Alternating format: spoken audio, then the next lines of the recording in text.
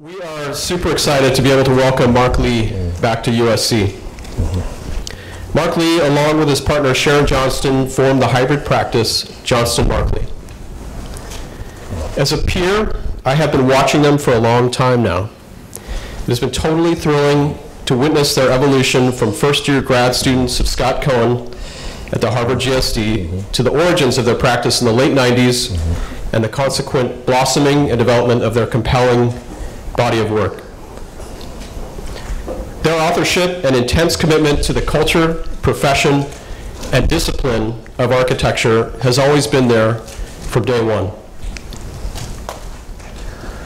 Mark studied at USC with Pierre Koenig and others before going to grad school at the Harvard GSD, where he is currently the chair of the Department of Architecture.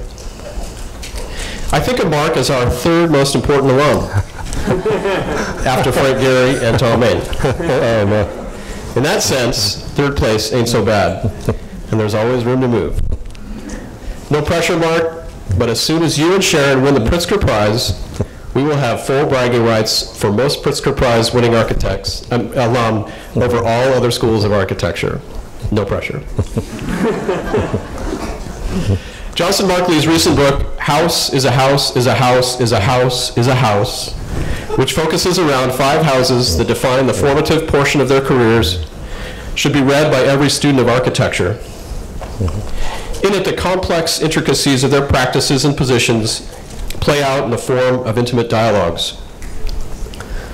Their practices are challenging and broad, and may offer clues as to how USC might form its own identities and practices distinct from other LA schools. The betweenness that comes with Johnston-Mark Lee's positioning hovers where traditionally dissonant territories might interact. This includes autonomy and engagement, form and context, history and the present, primitivism and sophistication, freedom and constraint. Extradisciplinary collaborations have injected their architecture with vitality while maintaining their clear authorial control. Photography, fashion, art, and history have loosened the borders of architecture, which Mark and Sharon have been more than willing to cross, but never at the expense of their authorship and cohesion. Their modes of representation, like the collage, are not just images of their work, but positions about architecture and themselves. There are so many awards, honors, and accolades in their resume, and many to come, with over 30 major awards, including prominent appointments, like Mark's recent role as co-artistic director with Sharon for the Chicago Architecture Biennial. Johnston-Mark Lee is just getting warmed up. Their work is beautiful, strange, and enigmatic in the best of ways, and we are lucky to be able to call Mark one of our own. Please join me in welcoming Mark Lee back to the USC School of Architecture. Thanks, Adrian. Thanks so much. Thank you.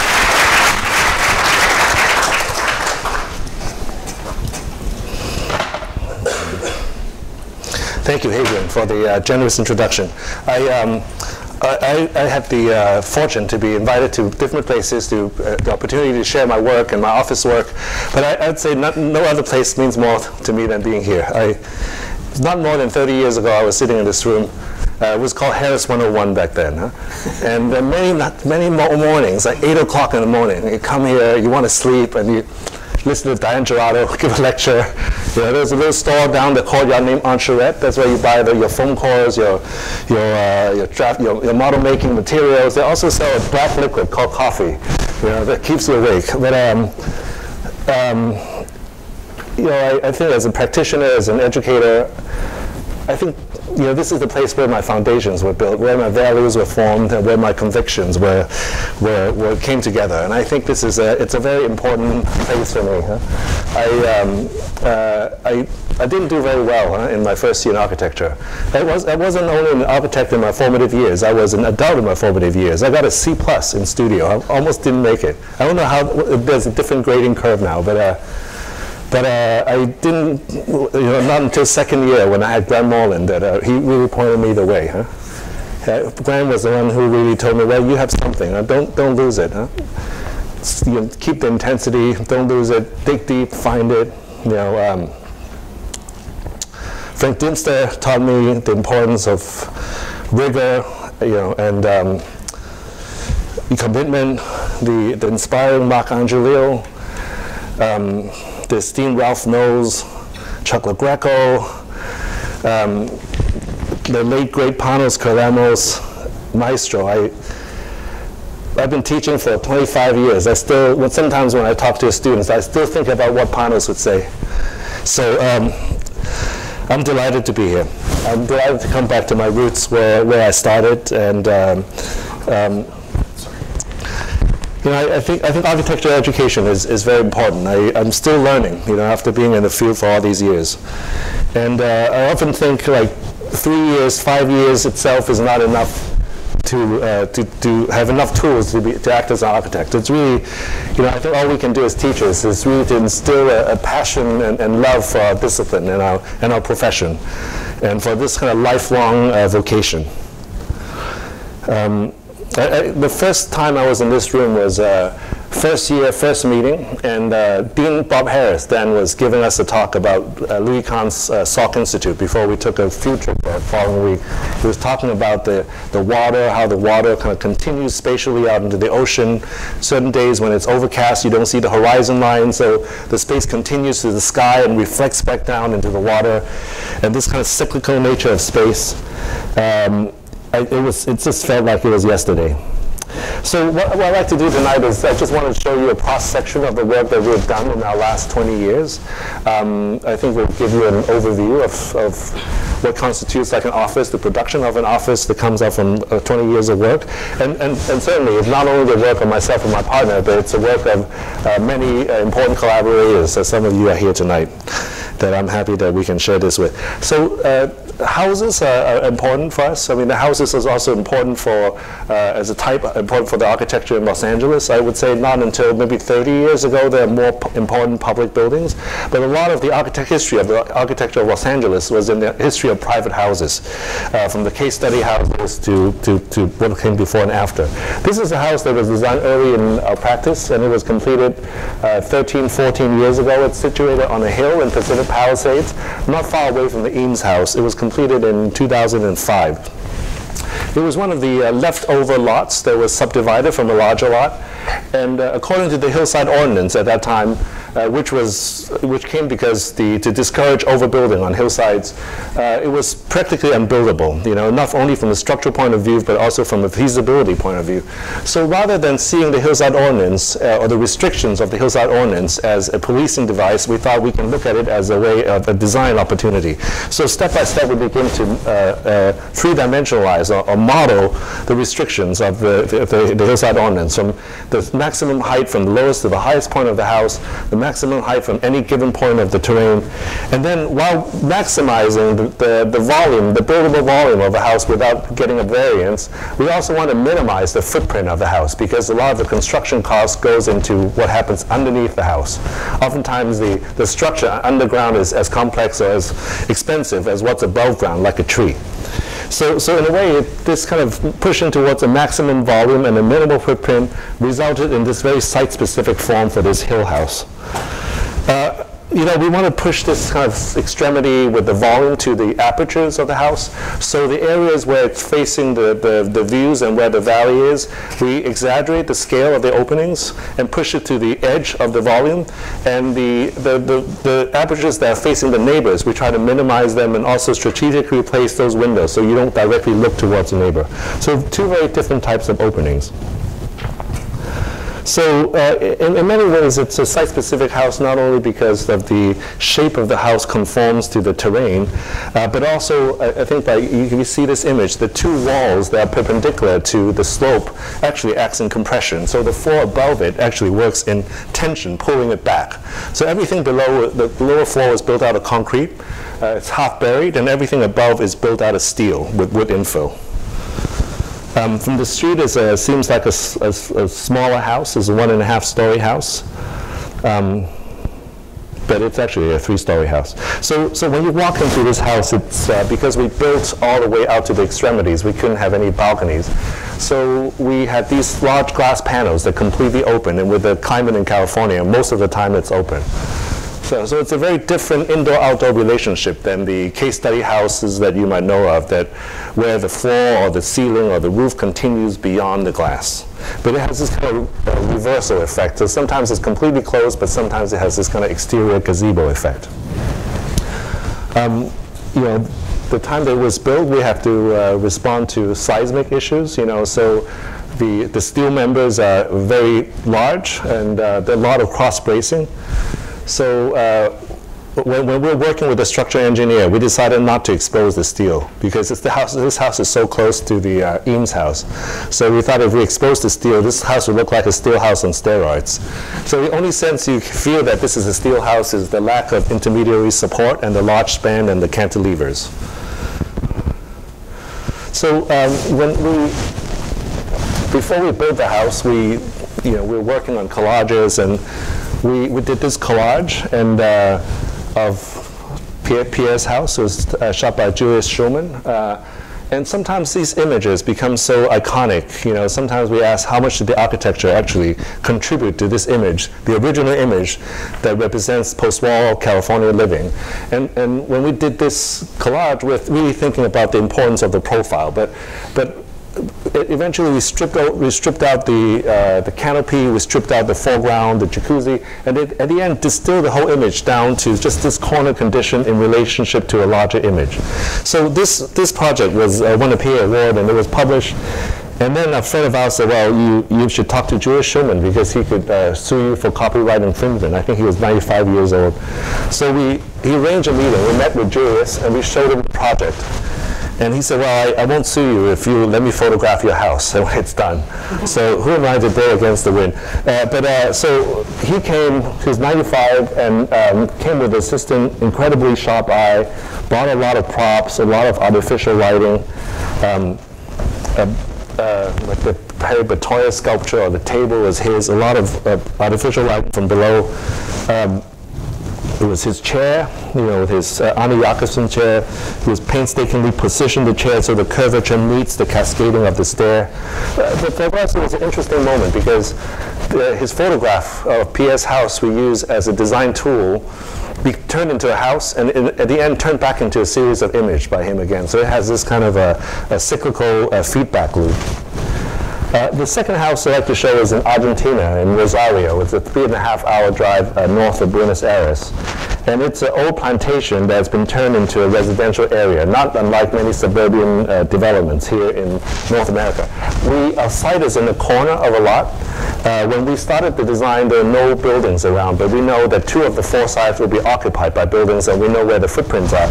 So when we designed the house, which has a spiral circulation, we strategically position the windows so that it does not look directly into our neighboring houses. So we always look between them. So to preserve this notion of this openness, I think the analogy would be if you stand in New York's subway station or in a subway car, you stand very close to one another. You kind of find moments between other people's faces that you can look out. This type of Japanese notion of view borrowing. So every time one turns, there's another window that frames the view. This is the first time we built out of Los Angeles or out of the US, so we are not sure about the quality of construction or the culture of construction there. So geometrically, it's very straightforward. This is the primitive is an ellipse and a rectangle, and then we had 4 cuts in opposing corners. 2 of the cuts are basically straight cuts on a singularly curved surface, and then 2 of the cuts are fragments of a sphere. So our thinking is that if they can build the formwork of a dome, it will be easy for them to build a formwork of a sphere. So we try to use very simple geometries to achieve that. I wouldn't say this is like Swiss quality concrete, but pretty close to German quality in Argentina. So I'm pretty happy. So basically 2 pores, and then the apertures and the windows are always adjacent to one of these cuts. One enters into the house, and then there's an outdoor stair that takes you up to the roof, and then you can see the pampas again in a kind of 360-degree view. So the interior is very open. You have this kind of a mezzanine. You get to the top, and you can see the staggering relationship with the windows. And you can also see how the windows are set back and the curvature of the house continues out. The cuts, sometimes most of them are used for, in this case, the cut is used as a reflector for an artificial light.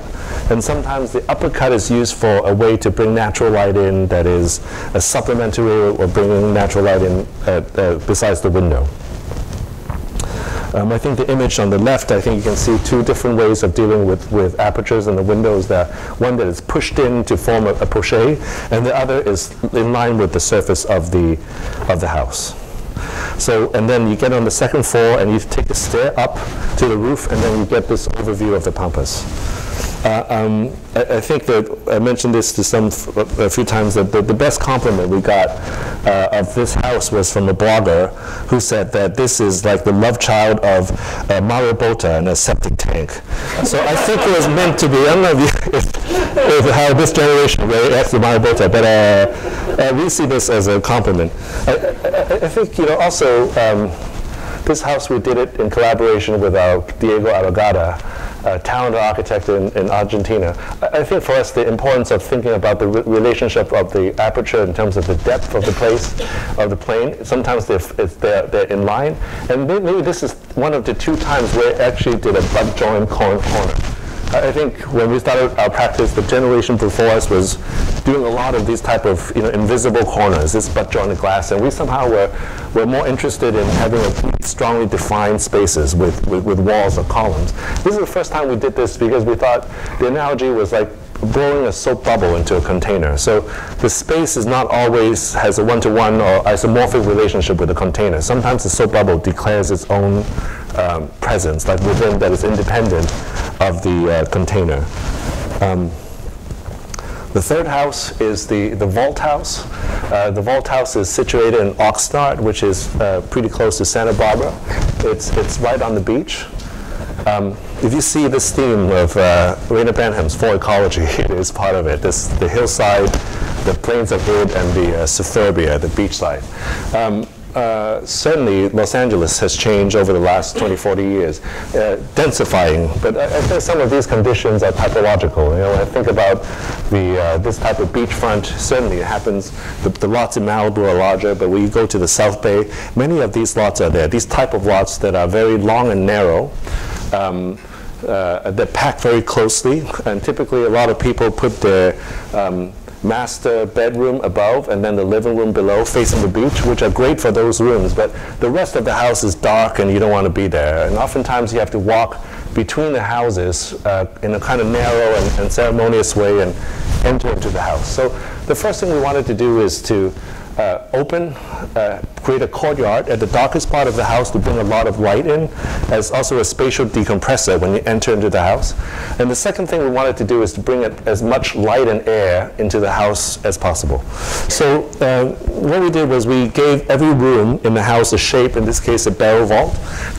Each vault is open on the two ends, and they're all stacked together like sardines, packed into this box that is the maximum buildable volume.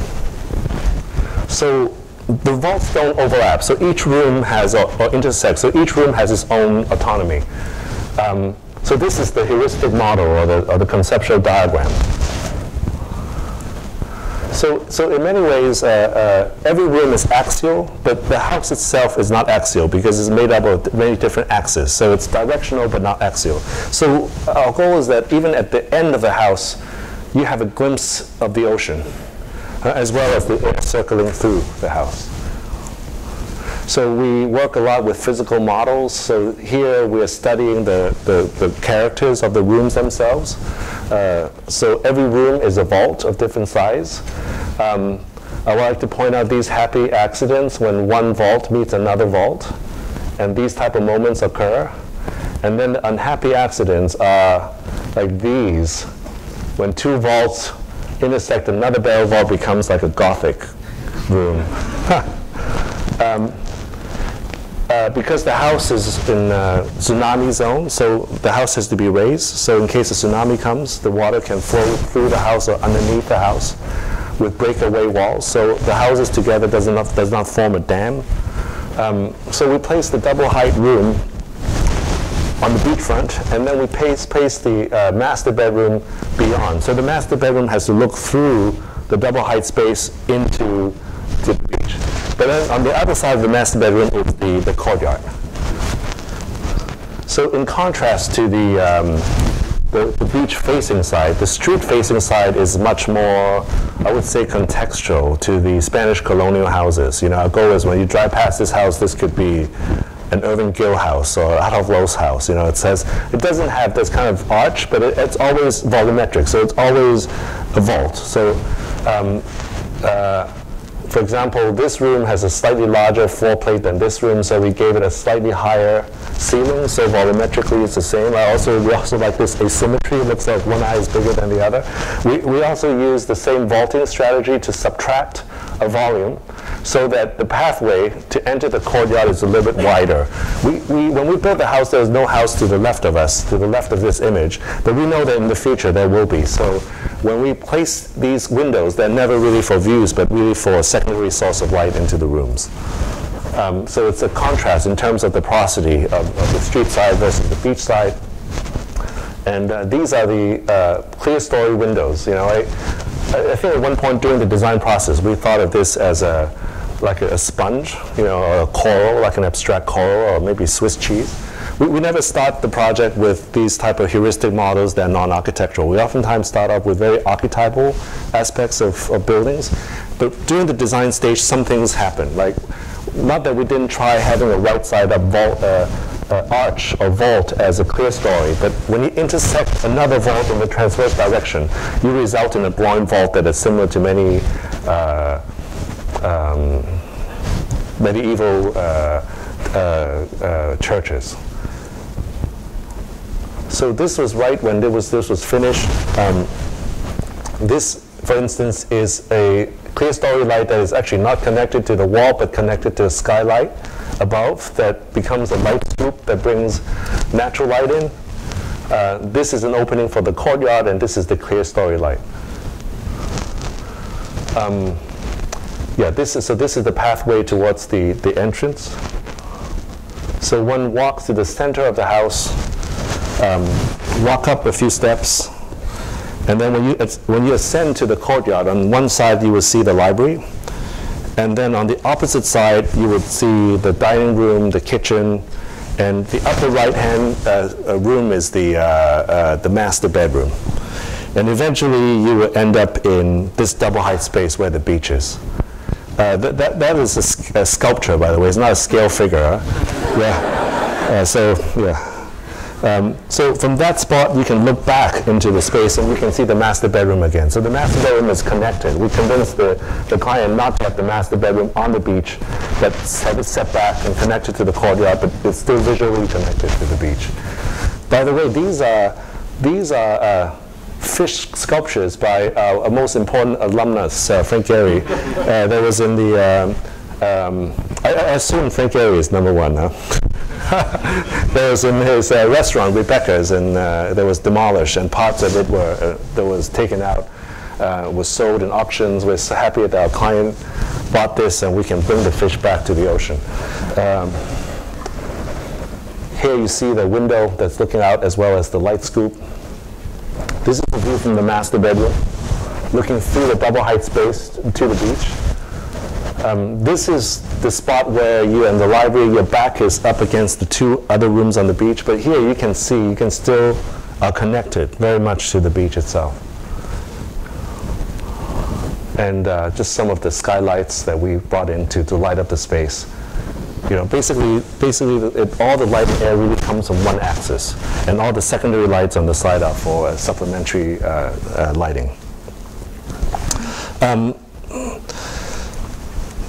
I think the episode with Julia Schulman, I think we will begin to be interested in images. Images are not only images that help us design the building, but images that could come out of the building itself. So since Julia photographed the Hill House, we've been documenting our houses on one hand a very typical way with architectural photographers.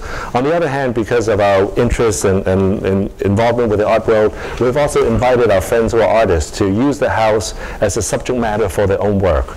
So for example, the This vault house has been used in this case by Jack Pearson, who has been interested in this profile of the house. So he did a series of images that were dealing with the profile of the house. Or James Welling has a whole series, the photographer, dealt with skylights. So he took one of the houses, the porch house, and he was just photographing the skylights. Louisa Lambry, Milan-based photographer who were interested in like details and texture, did a series of corners from our Hill House. Or Veronica Kendorfer from Berlin used a lot of Schindler's work in her own work, and she collected a lot of these succulents or cacti from the wolf house that Schindler did in Catalina Islands, and she collaged some of the pictures that she took of our Hill House together with these images of her from her archive. It has a strange juxtaposition of the geometry of the house and the geometry of the plants. Or the Zurich-based Marian Muir, who photographed our work and creates a series of diptychs in relationship to her experience of Los Angeles. Or the artist Walid Beshti, who were inspired by this cartoon that Dan Graham did in the 60s, and begin to use our buildings as characters in this comic of his without any words. But we just are interested in how these like speech bubbles and think bubbles begin to approximate or interrogate the house. Or Torbjørn Rowan, the Norwegian artist who used the vault house and create this narrative. I'm not sure what the narrative is, but there's a story behind it. Olivia Corona, one of the first artists we commissioned for our sale house in Venice, where her interest with gerontology coincided with her interest in the demographics of Venice. This is a house that was added on to Morpheus' Tom Lane's 2468 house, Distinguished Alumnus number 2. And the whole house was based on this proportional system that is based on 1, 2, 4, 6, and 8. When we designed the addition to that house, we somehow adhered to that type of logic. And it's interesting to see the artists also doing with it. So in the whole portfolio, there's always 1, 2, 4, 6, or 8 figures in her work. And it's always somehow also related to the colors. Tom used these primary colors, and we took cyan, magenta, yellow, or just slightly off-kilter purest colors, and then seeing the artist responding to that to create her narrative. So a lot of this was documented in this book that Hadrian mentioned, House is a House is a House is a House is a House. There's a house from takeoff from Gertrude Stein. It was edited and designed by Rachel Geiser of Houston. And when we were approached by the publisher to do a monograph, we thought monographing, we don't have to think of it as a mausoleum of the work that you've done before, but think of it as a projected way of thinking about the future. That's why we go back to our early projects, and then we invited 5 artists, and we invited 5 critics or historians or people that we are interested in to create 5 conversations around the houses.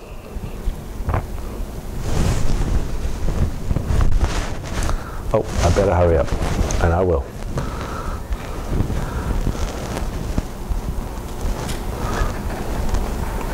Yes, and the second edition is in paperback, so please find it on Amazon.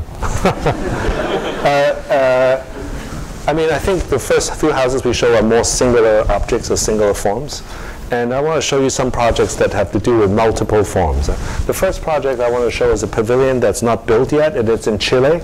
And it was commissioned right after the second largest earthquake in history, or recorded history. And Pedro von Ellickhausen from Concepcion managed to channel some of the funds that were typically used for reconstruction into the cultural sector. So they commissioned 10 architects to design 10 pavilions along the Biobío region that was devastated by the earthquake. And the uses of these pavilions are to serve the local neighborhood for their needs during the first 15 to 20 years of this reconstruction effort. So whether they need it for an office, whether they need it for a schoolhouse, that's what they will be for. But then the goal is that after the reconstruction effort is finished, these pavilions will be used for exhibitions that could move from one pavilion to the other. So we were all given these incredibly beautiful sites, like right on the bluff in front of a bay, you know, and to build a 2,500 square foot building, very small pavilion. So we got this site that was on top of a bluff in the middle of a pine forest. And when you look out, you have this beautiful half-moon shape of the bay. And then you would walk through this pine forest and then discover the site. So the first instinct we had was that the building program was too small. How can we expand it? You know, like if it's 2,500, can we double it? So our first take was to really design a space that is this half ellipse shape, and then we'd open another space that is a courtyard. So you always enter through the courtyard into the building. So it's two half ellipse shapes. Because we have no control of what the building is used for the first 10, 15 years. But we know the auspices of this project has to do with disaster. So we just think of a contemplative space. You know, when you walk in, before you walk into a building, you walk into a courtyard that's just open to the sky as a prelude before you enter into the building. So also, when you're walking around the forest, you always see the view. Huh? So maybe this courtyard becomes a way to purge, just to close off before you are reintroduced to the view again. So this is a model shot from above. It's a very simple plan. The right-hand side is the open courtyard, and then the left-hand side is the enclosed space. This is with the roof lifted off. So the two ellipse shape basically has a tangential relationship to one another, and the spaces in between are all the support spaces and such. So I would say all the dynamism of the space happens in the plan, and it's a very simply one-story extruded building. So one enters from the corner in a space that frames the sky. We have to take out a few trees for the construction of this process. So we wanted to use the tree trunks as the formwork for the concrete. So because we thought when you walk through the forest, you developed a certain rhythm or cadence of the heaviness of the trunks, the dimensions of the trunk. So when you walk into this courtyard, we wanted you to recall that. So it's a very rough scalloping, you know, a concrete courtyard. And then in contrast, when you walk into the next room, we want it to be so smooth, not mirrored, but very polished concrete that it's reflective. So two shapes that are the same, but one shape is rough, one shape is smooth. And we think when you walk into a space and the view is so strong, sometimes people, you're not aware of the room you're in. You're just so captivated by the view. But we're thinking, how can you be aware of that you're in the presence or you're inside this kind of half ellipse shape? But we think by having a mirrored finish or having a mirrored polish, this is just a model. But we think if you walk into the room and then you see the half moon shape and then you see the horizon just vaguely reflected all the way around you, you have this feeling of this ellipse shape multiplying. So in many ways we try to channel some forces that we notice around the site into a relatively small building to create this relationship between the building and the landscape. The building took many years and couldn't find funding, and in the meantime we were invited to do a pavilion in Shanghai for Architecture Biennial. So we thought we can try this idea one more time. And instead of two, we used 6 of these pavilions. It's right on the river, but they also want a permanent building. They said after the biennial, we'll use it for something, but we don't know what for yet. It could be an office, it could be a restaurant, so what can you do? So instead of 2, we have 6 pavilions. 3 of them are facing inwards to form a courtyard. And then 3 of them are facing outwards that frame different views around the site. So the diagram shows the 3 introverted ones and the 3 extroverted ones. I think this is, in a way, a secret answer to utopia. You know, it's so hard to answer to the 4th landscape, the ecology of Benham, in terms of cars. We always thought this could be a good model, a car with 3 different garages. So the entries are always at the crevice. The entry always happens in between. So while they have a tangential relationship, they don't intersect. There are 3 points of entry. The whole design and construction process only took 6 months. I went there, I arrived the day before, we went doing construction, I arrived the day before construction, and there were like 40 people working on this building. And I said, there's no way it could be finished by tomorrow. And then the next day I came back, it was finished. And they said, welcome to China's speed. So it's right facing the bund, and right across is David Chipperfield is building a large museum here now. So after it served its purpose as the biennial exhibition pavilion, it is now the Shanghai Center for Photography. So here you see one of these pavilions facing out. It's always a secondary light that comes in. If we would have known that it is going to be a center for photography, we wouldn't have used so many curved walls.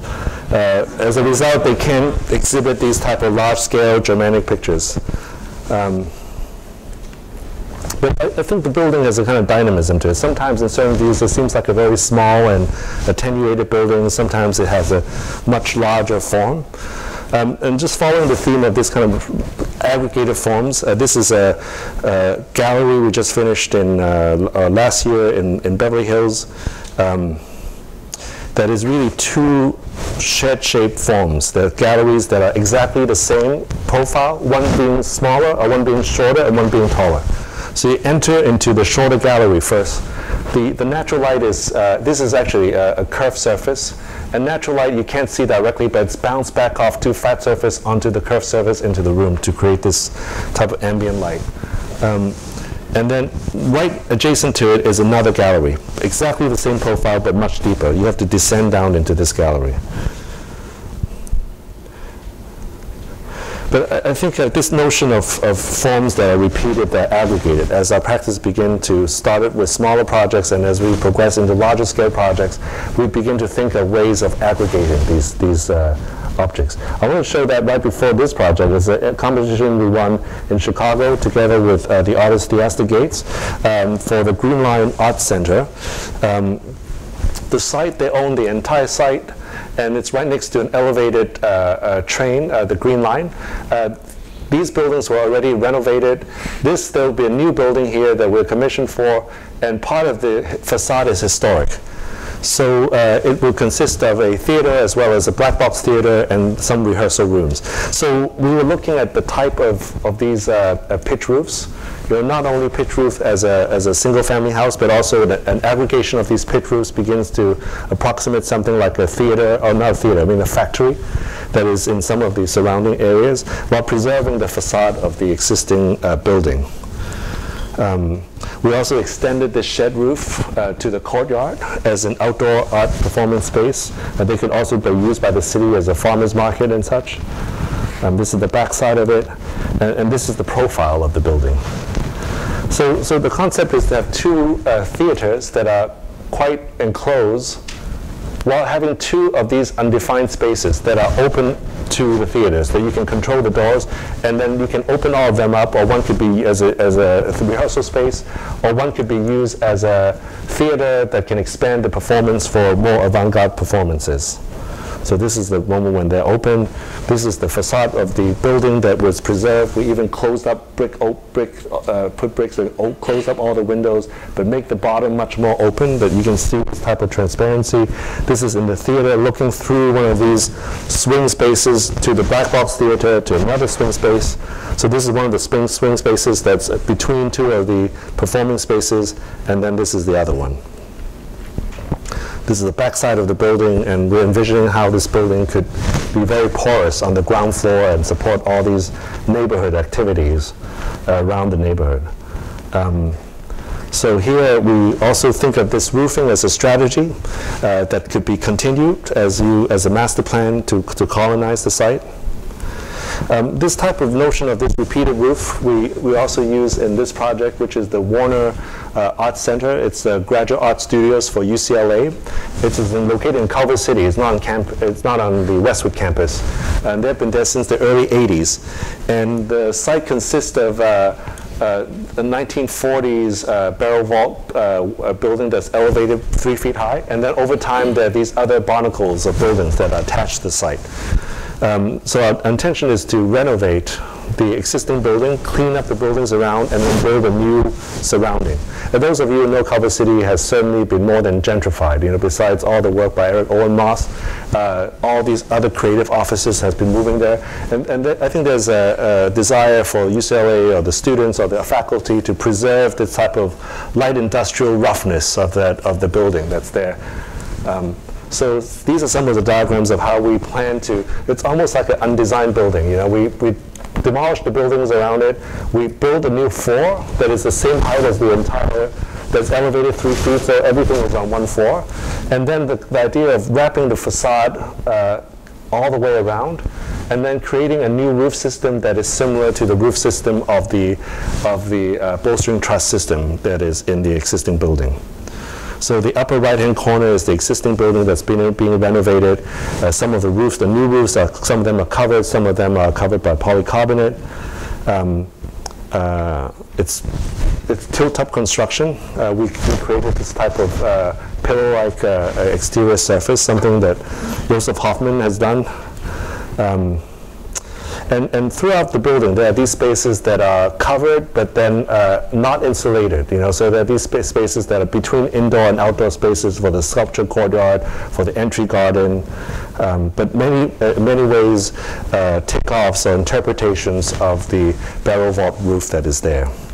So this project just started construction beginning of the year. The entry is in the corner. Once went to see the first garden, the first entry courtyard in the space. This is looking back from the same space at the corner entry. This is the renovated bolstering truss building.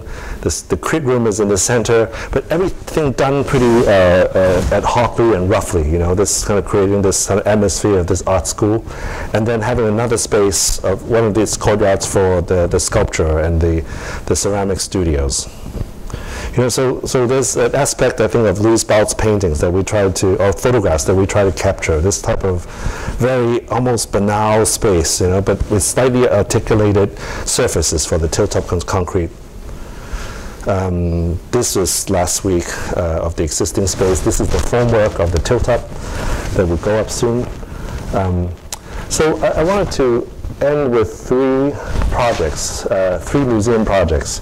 The first is a project that we were commissioned to do a study, only a study of, and this is MOCA in downtown Los Angeles. So when this building was built, I was a student here.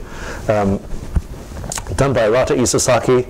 A lot has changed. This really was the first cultural institution on the block. I think with the completion of the road, there's no more missing tooth, on Grand Avenue. But back then, this was really like a ship on a dry dock. There was nothing around it before Coburn and all these Disney Concert Hall, certainly.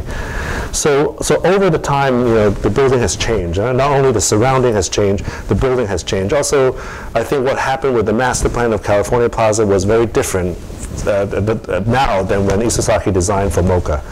So I just wanted to show this drawing that Isozaki did for MOCA back then. It has this kind of Giorgio de Chirico aspect of these long shadows, as if it's just like a pyramid sitting on top of the hill. And we did this collage, and this is what it is now, And not only that, the building itself is encrusted with problems of what to do with the plaza, all these banners that were there. There was a roof that's added on later. So we designed this master plan in 2 phases. The first phase is to do small tweaks to improve the circulation and improve the flow of the building. And then the second phase is to look at a potential addition to the building. So right now, the problem with the plaza is that when people go there, you oftentimes don't even know that you arrived at MOCA. You see people walk into the bookstore asking where the entrance is that's sunken. There's no control beyond the plaza with the hotel and the coffee shop. So the first thing we propose is to actually build a wall with the same red sandstone to close off the courtyard. Not completely close off, built with two entries, but you have a sense of arrival. When you enter this courtyard, you feel that you have arrived at MOCA as a sculpture courtyard. We also propose to bring the restaurant, which is in the sunken courtyard, up to the upper level, so there could be more seats out there. This is the current entry, with a cube of it as an entry kiosk. Sometimes you see a long line here, and it kind of blocks the way of walking to the courtyard or walking down. And we propose to remove that cube and bring it downstairs, so you actually get the tickets down there. So as a result, I think it becomes a much more generous gateway. Almost bring Isozaki back to where it was 30 years ago, but thinking of today's condition. So one has a better, clear vision of the view of the sculpture courtyard that's up there. So this is a view looking back down in the courtyard from the plaza, and you see the glass canopy that was added on later. So we proposed to take away the glass canopy. We kept Isasaki's curve, we call it the Marilyn Monroe curve, and then we built out this area and put the bookstore down there. So today when you go down there, before you enter the museum, you see, it's a restaurant, you see food, and we just thought it's better to have books, before you see art than when you smell, I don't know. Anyway, so when you walk in there, there's a much longer desk. This is the place where you buy the tickets. We just thought we want to open up the area so one has a better view to the stairs that take you down to the theater downstairs. So also promote different kind of shortcuts throughout the building.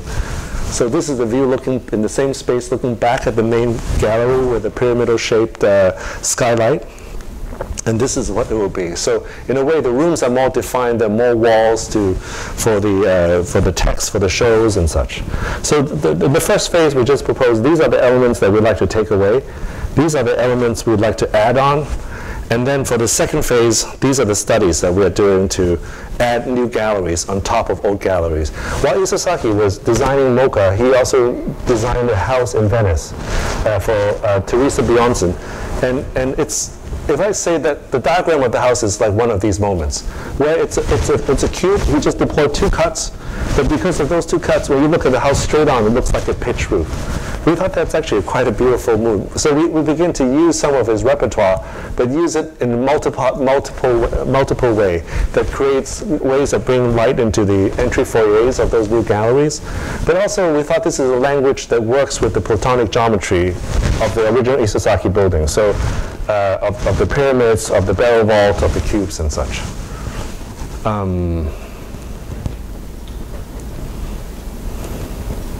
The second museum is the Museum of Contemporary Art in Chicago. It was designed 10 years after MOCA by Joseph Paul Clayhuse. Although when you look at the building, you thought maybe it was designed in 1986. But it was 1996, and it was a very criticized building. I think there's a great institution. MCA is a great institution. There was a lot of artists had their first shows there. But when they built the building, there's a kind of classicism. A lot of people thought that it was very alienating. You have to walk up these stairs like you're in Berlin walking up Schurer's museum in Museum Island.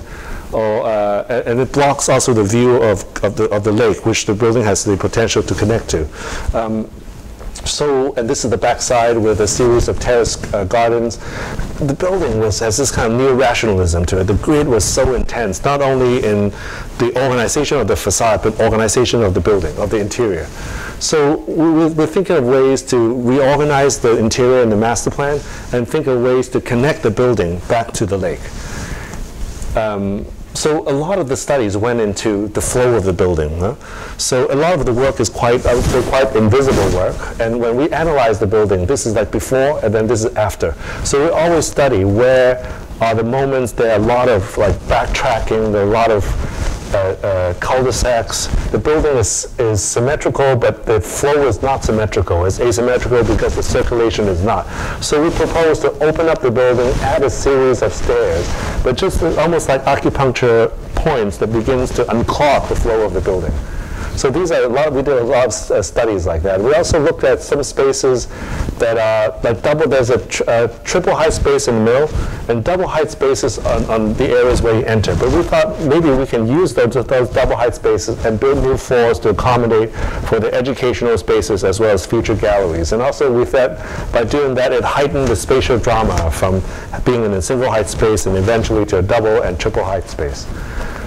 When we did an installation for the Chicago Architecture Biennial, we actually used it to test out how the double height space will feel when you have a floor. So it's a mock-up and an installation at the same time. So the first phase was only 17,000 square feet of the 100,000 square feet was completed last year. So for example, the green indicated what was before as a public space, and this was happened afterwards as a public space. Clayhuse, because he lifted the building in a neoclassical manner, the base of the ground floor of the building was really treated as a back-of house space. So we actually created these type of vault spaces, almost like the vault of a building. Not using the grid grid as a language, although it conforms to the grid of the building and the module. But it's almost like a crypt. And this is a space like a third space where there's a restaurant, there's spaces where people could congregate, right next to the theater. The restaurant we designed together with the English artist Chris O'Feely, who did these murals or worked on the color of the upholstery. We added a stair at the end of this long street. And in many ways, the geometry of the stair doesn't imitate but echoes what Clayhus did with this kind of fish or ship-shaped stair. But for us, it brings a lot of natural light into the space, so you don't feel like you're in a crypt. And then it connects to another space upstairs with the artists Pedro and Juana from Mexico with this incredible ceiling. And here you can see the different spaces, the new common space, the new classroom space that we've added, and then the gallery space above. So in a way, it's very surgical what we did to the museum. I think we didn't want our intervention to be in a kind of Scarpa way, identify itself from the old building. But we hope that when you go to the building for the first time, it's quite seamlessly fused together. The other parts in the second and third phases where we want to strengthen the base of the building, while on the back side to open up the space to connect to the park. So we're studying how the museum and the park relate to other museums and parks within Chicago, and how the future of this park could be connected to the museum. And so this is the last project I'd like to show. This is the Menil Drawing Institute in Houston, Texas, in the Montrose area. It's a site for a 30-acre campus. It's known for architecturally, this is the first building by Renzo Piano in the US, completed in 1987. I also remember very clearly, I was a student here when this building was done on a campus where the first building was done by Mark Rothko first collaborated with Philip Johnson for Rothko Chapel. Louis Kahn did a master plan for this entire site in the early 70s, and then Kahn died, and then John de Menil died, both within 1 year, and the project was shelved until Mrs. de Menil later on found piano after he split up with Rogers on the Pompidou Center to his first kind of important commission.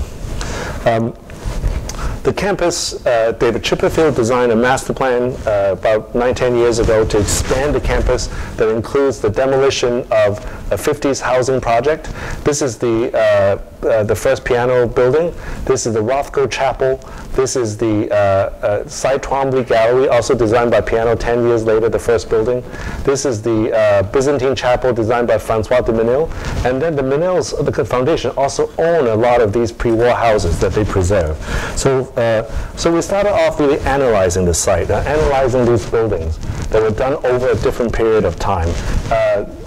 We studied the history, how the Menils used them.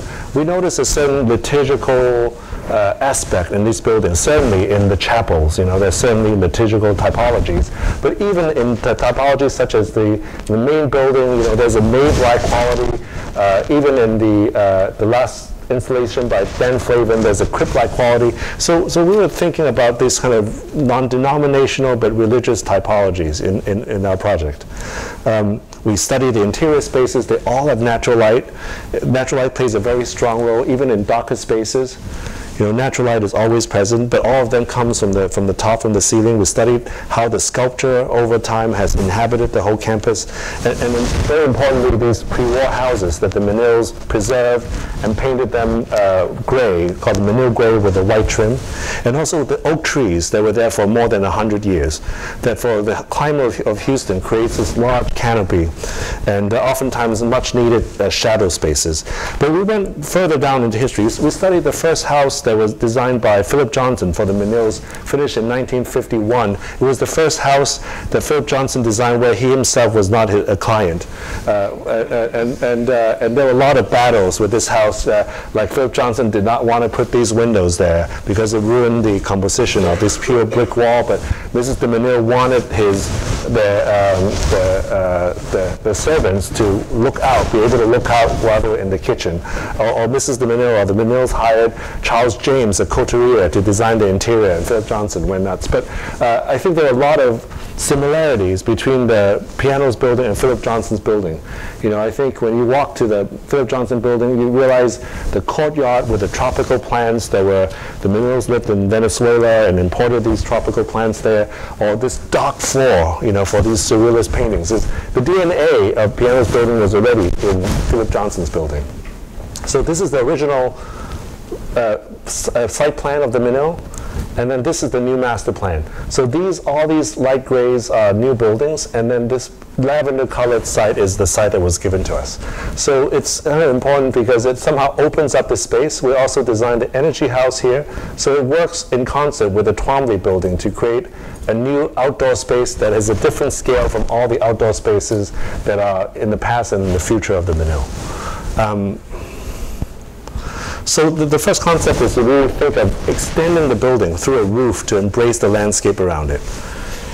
So this is the given site, and our first instinct was to keep the existing trees, but build courtyards around the trees, and then connect the courtyards as the building. So it's a very simple way of designing around the trees. For many reasons.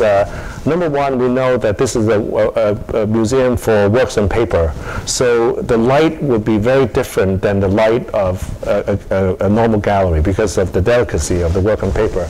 So this is kind of 50 lux. You have to get into a 50 lux room that's best for works on paper. So we wanted to create somehow a journey so your eye have time to adjust to the darkness. So when you finally enter into the gallery, you don't feel like you enter into the dark room, like this matinee effect, you know, whether you go in or going out. So the courtyards and the trees become a way that is, you know, Aldo van Eyck said, you know, a courtyard belongs to the garden as well as belongs to the building. And in many ways, we always want them to enter through the courtyard first, and the canopy of the trees and the buildings help your eyes to adjust to the level of lighting. We wanted the gallery spaces to be quite small and intimate, to house the works on paper that is, a lot of them are surrealist works, so it's really best in domestic settings, and then all unified by a roof. We did these type of collages of former activities that were done at the Menil and the Rothko Chapel. The Menils were activists, you know, they were very involved in civil rights together with the arts. And also, you know, they're Catholics, so there are many events that happen there. And so we're even thinking of book fairs that could happen on the weekend and to engage the community under the canopy. So it's a very simple typology. You know, we talked about looking at monasteries, cloisters that are old monasteries that are cloisters that are related to the monks can interact with the exterior world, cloisters where they interact with each other. So in that sense, these two are the public cloisters or the public courtyards, and this one is the private one. And in between, there's a living room that connects all of them. So this is what it was before, and then this is what will be. And this opens in November. So this is our building. This is the Energy House. This is the Twombly Gallery.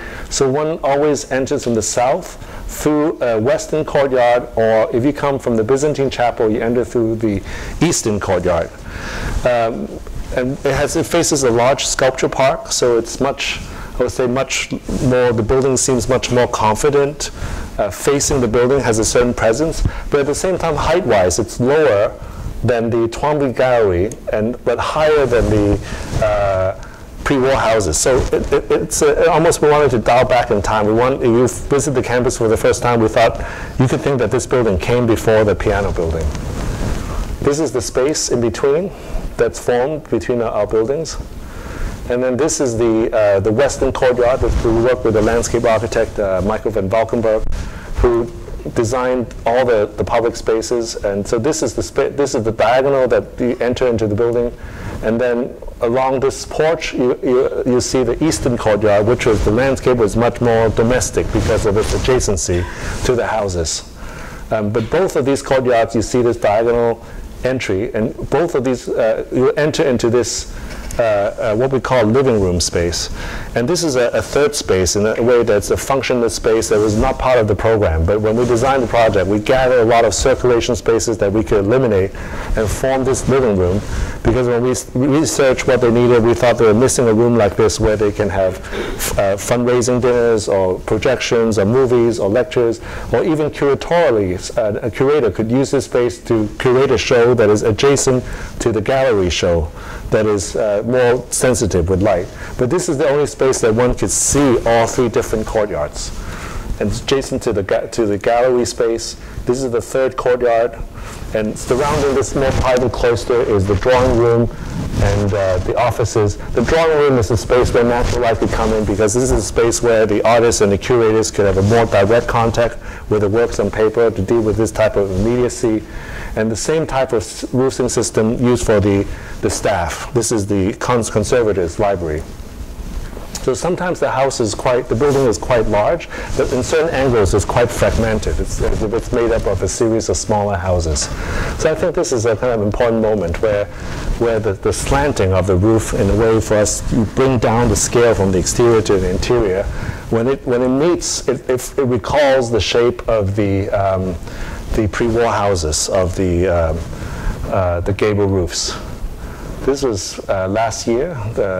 Was engineered by Guy Nordensen. This was maybe a couple months ago when the plants are being planted. The inner courtyards are lined with a cedar. This is the living room, and it opens in one month and a week.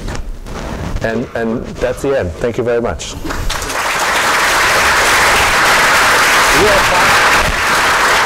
Do you have time to take any questions? Yeah. You should, yeah.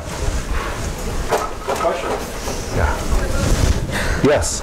So, given that you studied a lot of Isazaki, how you decipher it's like the Marilyn Monroe curve. In your own projects, like the Shanghai pavilion, how did you determine that specific curve? Did you like drop a string on the ground, or what was that determining factor?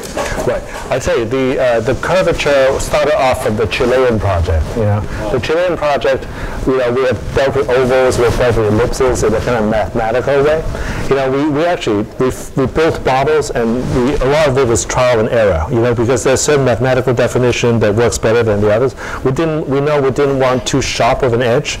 So for us, we defined more the topological relationship of the forms, less of its geometry. We decided that they should be tangential, they shouldn't overlap, and at the end, we want to find a space that is just a little bit deformed from a circle. So a lot of trial and error. Thank you. Sure. I don't think Isazaki looked into Marilyn Monroe's body and traced the curve. I think it was a way to culturally kind of make a connection. Yeah. Really like the work. Thank you. Fantastic. I was wondering if you could speak a little bit about your practices in relation to like 3D modeling versus drafting techniques. Yeah. Seems like there's like a pretty hard like transition from like the earlier stuff, which is very almost sculptural, to like a more two-dimensional, like compositionally based approach. And like, do you prefer one to the other? Do you think one is more like engineerable versus others? Yes, I remember when I was a student here.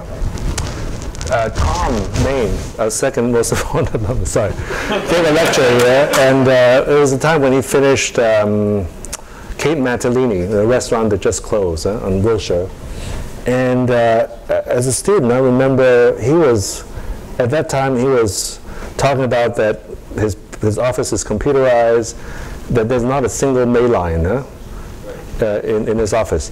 And my impression as a student then was that I felt it was more important to him that there was no mail line in his office than what the tool was. It was really denouncing a certain way of work. That's my impression. For us, I don't have any anxiety of what tools we use. The first Hill House we used Form Z. Do you know Form Z? It sounds like ancient. I feel like the generation before us is so anxious is using all the new technologies. I don't mind if I'm second or third or fourth to use it. I mean, it's better off if someone else be the pioneer. We use physical models in our office very much in relationship to 3D modeling, because I think for us, physical models has a material resistance that 3D modeling doesn't give us. And so we always have 2 or 3 ways of looking at a project. And if it works in model, for me, it will most likely work as a building. Whereas I'm not so sure sometimes what 3D modeling can give me always there. But also modeling has its limitations. I think Gary uses a model, Eero Saarinen uses a model, but to a certain scale, you can't really approximate the interior. And I think 3D modeling is very useful for us to look at interior, look at materials. But I think we certainly don't draft, but I think hand modeling is very important for us. I mean, I also think that the question about the evolution of the work, I mean, some of them is a reflexive response to the different scales. I talked about the early projects being singular objects. Later projects, when they're larger, we feel that a certain aggregational logic makes sense. Now there's a scale of the project, we think aggregation alone doesn't give us a coherence. So sometimes we look at a roof, we look at a facade, something else that gives the coherence to the project. Yeah, I mean, it seems like in the latter projects as well, there's more of the, like, the materials seem to be like more like expressed, like structurally. Whereas in the earlier ones, in fact, I think what makes them really beautiful is how like it's so abstracted. Like you never see where the columns are continued, and do you was that like a conscious choice? No. I mean, there's conscious. I mean, I think in the beginning of one practice, you don't choose your projects. The projects choose you. And a lot of our early projects, I mean, I wish I could be a historian and said, this is how we determine our path as we grow as an office. But a lot of the projects we did in the beginning, it has a very challenging budget. So we know that we have to be smart in distributing not only the design energy, but also distributing the construction costs of each project. So we learned a lot from people like Caesar, who did a lot of housing projects for communist parties, So he used very simple blank walls, It just 90% of the project is a blank wall, but that 10% when he did a window, it makes the entire wall magical, And I think those are important lessons that I've learned, or we've learned as a team, And certainly to a larger scale, many model builder also had that problem. When projects become bigger and bigger, the model that he used has a certain limitation. Beyond a certain size, the abstraction becomes alienating. So I mean, we're learning along the way as we do larger projects and thinking about how material and scale plays into that. Cool. Yeah. Sort of collage, integral part of your sort of graphic sensibility, as well as process. I was wondering if you could elaborate about how that relates to the way the concept of collage relates to the way that you sort of iterate or juxtapose sort of primary forms in your formal. Well, that's a good question. I don't want to overplay the importance of collage. I mean, just to put it very candidly, when we started practice, everyone was doing things as complicated as possible. So it's not that we don't think that's good, but we just thought maybe there's some aspect that's missing, and we're interested in collage back then. And another has to do with, I think no matter what you do, you measure up against history. Certainly as a student, maybe a first-year student, you don't know that much, and you only know your favorite building in your hometown. But I think whatever you do, you're measuring up to that building. And the longer you're in the discipline, the more you understand what came before you. And I think our first collages, we think we're building on a hill. What's the best house on the hill? And you want to measure up against it. Why do we call it the Hill House? Because we know there's a better Hill House by Macintosh. So somewhere in the notebook, in the history book, cost stuff, you see Macintosh Hill House. So in a way, you want to measure up against this, you know, and you don't have to make it so explicit. So, but for us, you know, in the first series of collages, we were putting ourselves in Schumann's context. You know, later on we're putting in MoMA's context. Later on we're putting in Italian neorealism film. You know, we're building a house on the beach. Like, what is the best house? It's Villa Casa Malaparte. And which is the best moment? It's in Contempt in Godard's movie. You know, so that's a real story. Yeah. So when I visited the MDI, there was that underground like storage area of the art. Yes. And the construction guy there explained how, because of floodwaters and stuff, there's like this emergency gate that if it ever floods, it shoots up to preserve it all. Right. Was there any ever consideration to move that above ground to sort of add a second story to the MDI? Or was it because you had that strict rule of maintaining a sort of like datum line above ground that you pushed it underground? Yeah, but the door comes up very slowly. It's not like the Titanic, right? You're not drowning in there. No, I think the basement was added later. In the competition phase, I think for 4 competitors, our scheme and Sana had a 1-story scheme, and Chipperfield and Tatiana Bilbao had 2-story schemes. And the 1-story scheme were favored because everything in the Menil campus is 1 story, except some private spaces. But every public space is 1 story. You don't even have to step up 1 step. So I think maintaining that 1 story and that kind of democracy, everything is very accessible as part of the ethos of the campus. You know, so when we had to build a basement, certainly there are oppositions because of the flooding that happens in Houston. You know, but the site is also slightly raised. So the main piano's Menil building was finished like 31 years ago. The basement has not flooded once. You know, so it's certainly more expensive to build it, but I think it's important to preserve the scale of the neighborhood. Hey, Chuck. Hi. Trying to actually date your last lecture, but it was maybe 8 years ago. Yes. Even a little longer. Yeah. I remember quite specifically at the end of the lecture, I asked you about the materiality of the building. And it strikes me in the representation of the chronology that actually the buildings are coming off much more material. It is. Even though they're the same buildings. Yes, yeah. Presented earlier. And I wondered if you might elaborate on the relationship between the documentation of your work and the evolving theoretical position you're taking in your design efforts. Yes, I now remember. It's also, you know, architect's life is very slow. Like 8 years, it's a long time in your lifetime, but you know, there are not many new projects in 8 years. You know, and I mean, certainly, I think the issue of material has been important. You know, I think also as we become more confident in the work with how buildings are detailed. You know, in the beginning we weren't. With a lot of things we were unknown, and we were looking at some more abstract moments that we feel more comfortable with. And now I feel it's not just about experiencing material, experimenting or showing material, but even the abstraction, like where the steel is.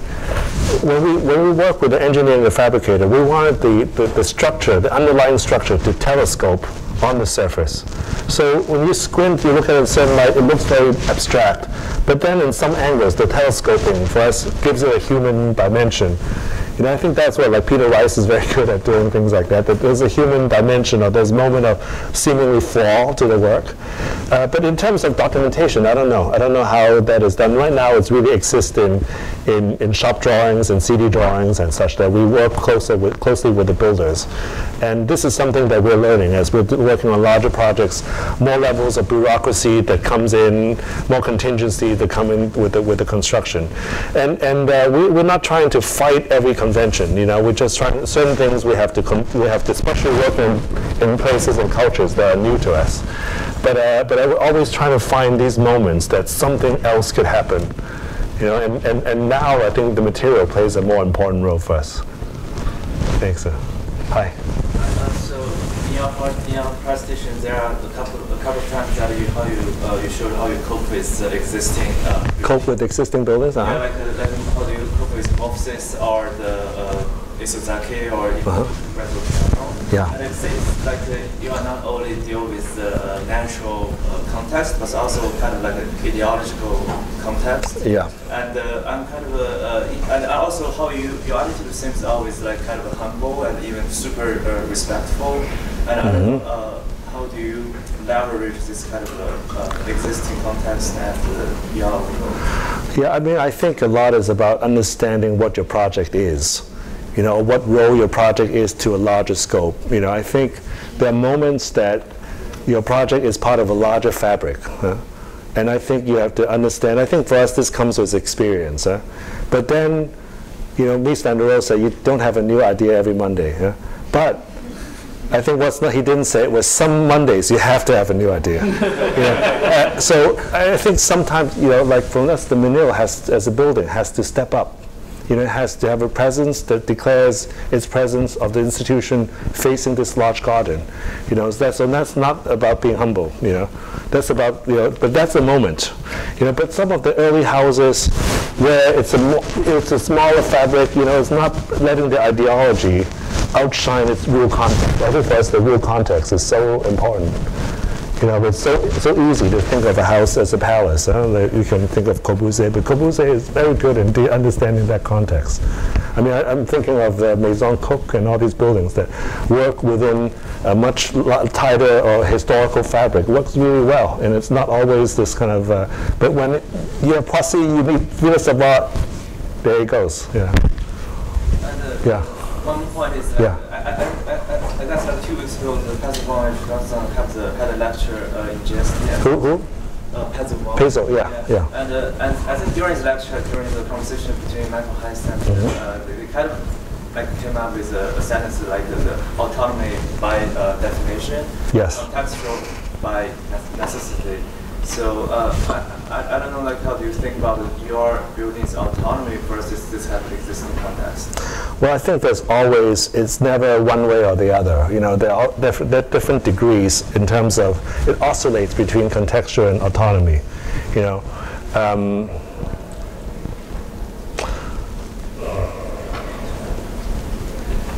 I think in Pezzo's case, I mean, Pezzo has this situation where every building he builds has a beautiful site and has no other building except his building, you know. So his building makes the context, you know. I think you absolutely have to understand that. But if he builds in a favela, it's very different, huh? So the context overwhelms it, huh? If you only have a house, I mean, I think at the end is like, as an architect, you have to know that if you're commissioned to do a bus stop in the middle of the city, at some point you have to know that the Mercator grid is not the right formula to deal with it, for example, you know. But at what point do you know? You know, the Mercator grid is very important for Peter Eisenman. But when you have such a small thing, what do you do? How do you use it as a fulcrum to create something larger? I think this kind of oscillation between being autonomy and being contextual, and I oftentimes find it stronger, especially when there's a strong context, is to start with being contextual and find the autonomous moment. And sometimes when you are dealing you have a large project, you're in the suburbia, I mean, there's no reason to find the genus loci of the site, you know. Your building is the context. So you have to understand, you know, when to assert and when to retrieve. I think this is I think architectural mastery kind of comes from that. Now, understanding it's a very delicate line to walk. Yeah. Hi.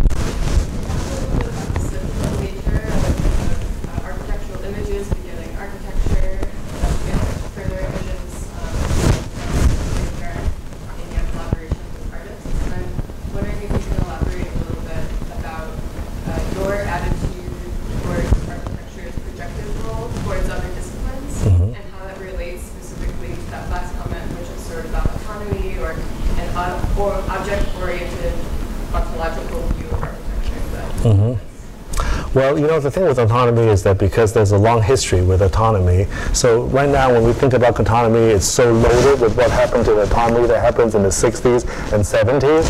I don't know if you guys know like Biosphere 2, and Biosphere 2 was a big disaster because like once you let other things in, you pretty much you can order pizza, right? To the biosphere. So like, yeah, you can declare the 60s, you can declare autonomy, but please don't let linguistic come in, you know? Let's go back to architecture. But so I feel like that was a, back then certainly it's much more revolutionary, it's much more critical way of thinking that takes on these kind of hardcore positions about what autonomy is. But I don't think today we can declare a kind of disciplinary autonomy with this type of martial law, But I also don't think that we are way past the time where we can say there are no disciplinary boundaries. That the whole notion that disciplinary boundary has dissolved means, I think, nothing today. I think today it's inevitable that disciplines will cross, but to cross the discipline, one has to clearly define what architecture does and what architecture does best, and be experts in architecture. Then, because of the expertise, then you can contribute to other disciplines. And I think it's a much more nuanced way of thinking autonomy and context or boundary versus no boundaries. Yeah.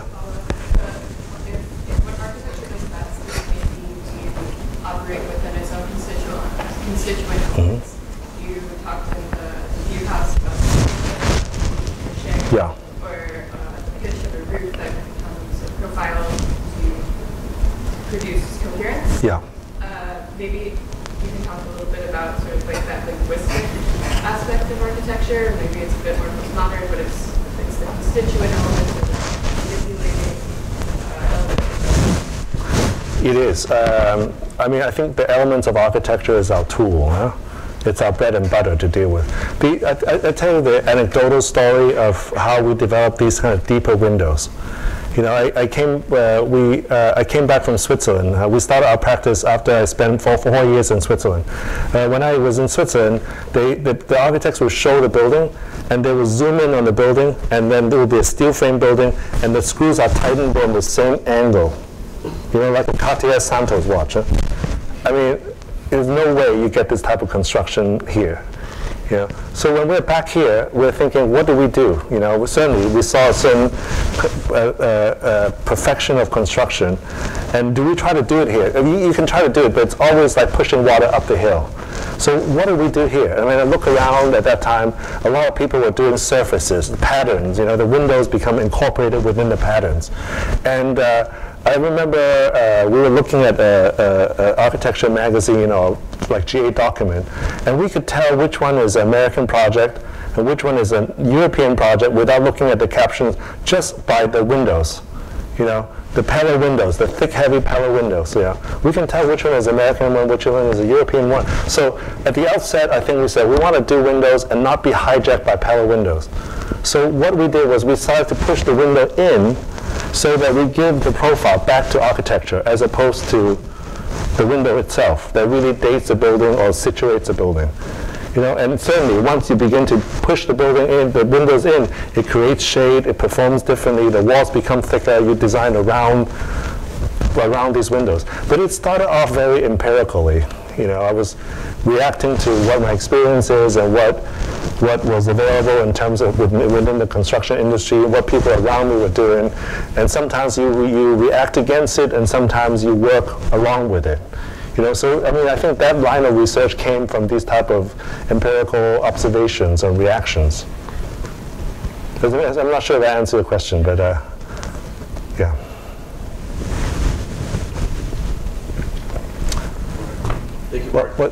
One last, yeah. Yeah. It's just wonderful to see the way you've developed in your work, and it's really quite remarkable. I must say, though, the thing that makes me most happy is you've developed a sense of humor. Which I did not have, actually, when I was a second year. I was, yes. And Graham has this like fountain pen with sketching over my drawing. I totally remember. I was so intense. Yeah, no, I'm very relaxed. Thank you.